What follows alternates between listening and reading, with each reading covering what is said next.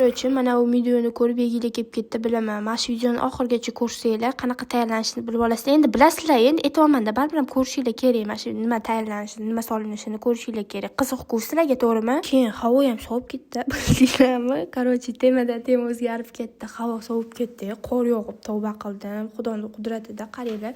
Kim o'ylab o'tiruvdi, bahorda qor yog'adi, martda o'rtasida ro'za Ramazon oyida deb kim o'ylab o'tiruvdi?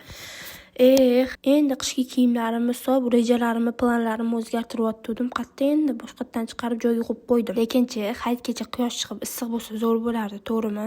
Yana gapdan gap o'zgarib ketdi. Kim hayitda qanaqa hayit kuni qanaqa tayyorgarlik ko'rasizlar? Qanaqa nishonlaysizlar sizlar hayitda? Masalan, biz ertalab erkaklarni hayit namoziga yuboramiz. Hayit namozi deyiladi-yu, to'g'rimi? Keyin ko'cha hovlani yerini yuvib, imini o'sha kuni choy tayyorlab, amalarim kelishadi. Har hayit ularni kutib olamiz. Kutib olib, keyin mazza qilib o'tiramiz. O'sha kuni hayit kuni bizda qizlar ko'p, qarindoshlarda o'yinlar o'ynaladi, har xil o'yinlar. Masalan, bir xil rangdan narsalar olib kelib, shunaqaga o'xshagan narsalar. Sizlar hayitni qanaqa o'tkazasizlar? Kommentariyada yozinglar, men erinmasdan bittama-bitta o'qib atvet qaytarib chiqaman. И вот bizning narsamiz ham tayyor. Menga obuna bo'lib qo'yishingiz sizlardan chiqmasin. Всем пока-пока.